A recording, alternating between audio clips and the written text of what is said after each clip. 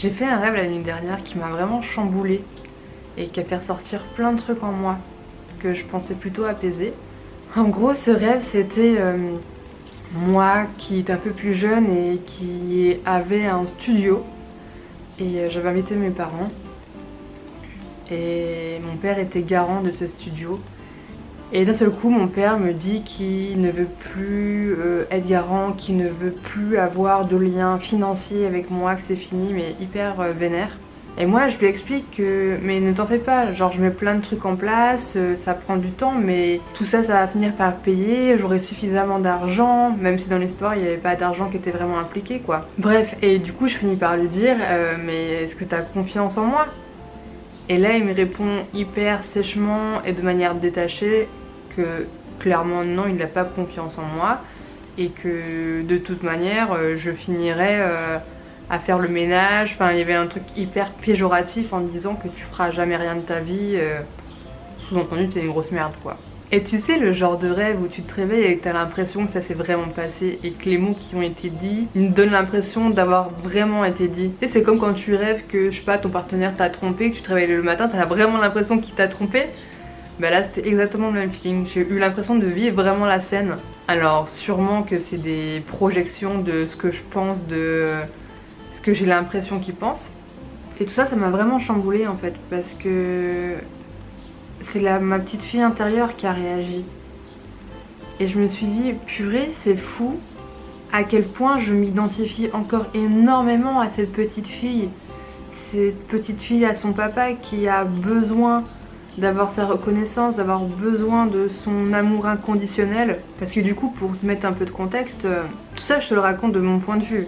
Peut-être que du sien c'est différent, mais vu qu'on communique pas vraiment, je sais pas vraiment ce qu'il pense. Mais en gros, de mon point de vue, en fait, je suis l'aînée et j'ai aussi un petit frère de quelques années de moins que moi et une petite sœur qui a 10 ans de moins. Et mon petit frère, disons qu'il suit le chemin traditionnel que mon père, je pense, projette pour nous. Et donc, mon frère travaille avec mon père, il a construit sa maison, il va avoir son deuxième enfant, donc il y a un truc qui est valorisé par mon père. Et c'est un peu, j'ai l'impression que mon père attend ça de moi. Sauf que moi, je suis vraiment sur un autre chemin. Je prends un chemin qui, moi, me correspond davantage. Et je sens que cette vie alternative, il la comprend pas vraiment, il comprend pas vraiment le sens, il comprend pas vraiment où je vais. Et du coup, j'ai vraiment l'impression que toutes les projections qu'il aurait sur moi, je les réalise pas comme il aimerait. Et que du coup, ça le déçoit ou que du coup, j'ai moins de valeur. Et je trouve ça hyper difficile.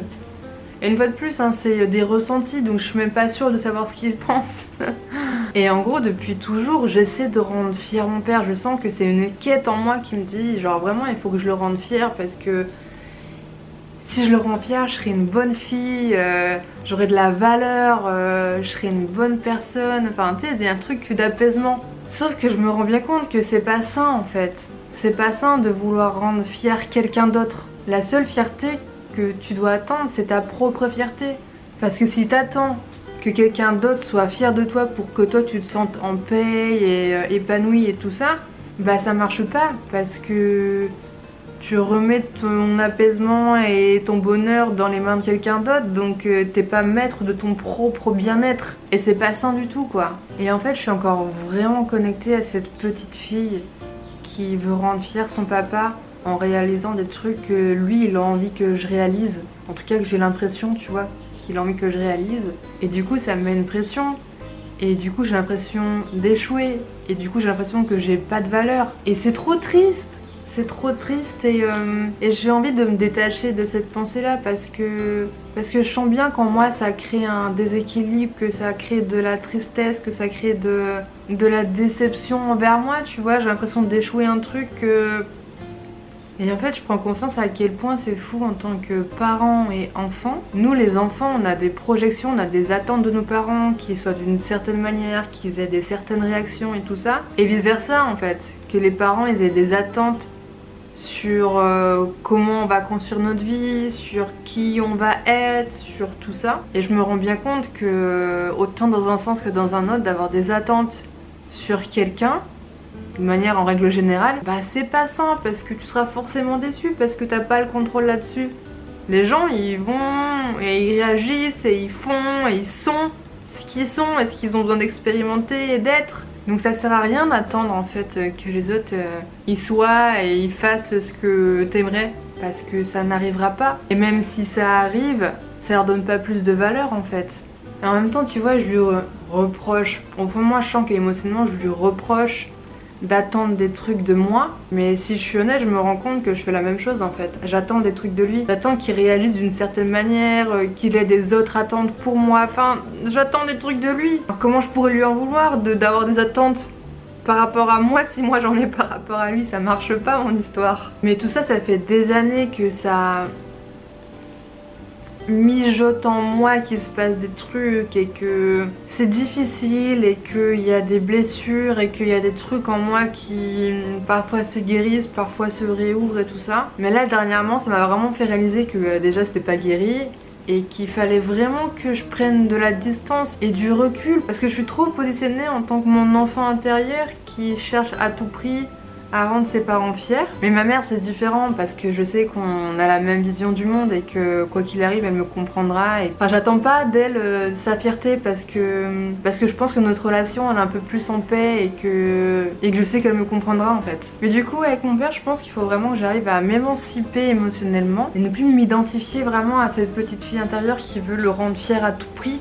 Parce que je sais que le chemin que je prendrai, peut-être qu'il ne le comprendra pas et c'est ok. Et c'est ok parce qu'il a sa propre vision du monde, parce qu'il a sa propre expérience, parce que lui-même il a eu ses parents qui lui ont transmis une certaine vision du monde. Et du coup il faut juste que je prenne un peu plus de recul pour être en paix avec toutes les décisions que je prends, qu'elles ne le rendront pas forcément fier et c'est ok. Et c'est ok et moi je l'aime.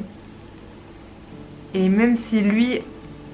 c'est émotionnel, je suis à deux doigts de chialer. Je sais pas comment j'ai pas encore chialé de la vidéo. Parce que j'en ai parlé justement avec mon copain toute la soirée. Et ben j'ai fait que pleurer. Et juste moi je l'aime. Et ça peu importe si je le rends fier ou pas en fait. Mais bon, c'est un cheminement, ça prendra le temps qu'il faut. Peut-être qu'avec le temps on arrivera vraiment à avoir plus de discussions pour que je comprenne vraiment ce qu'il pense, ce qu'il ressent. En tout cas, j'apprends à ne plus essayer de le rendre fier à tout prix et me rendre fier moi déjà. Et si je veux qu'il m'aime inconditionnellement, bah c'était à moi de commencer et de moi l'aimer inconditionnellement, même s'il a des attentes, même si je réponds pas à la fille parfaite qu'il aimerait. Enfin voilà. Don't worry. Be happy.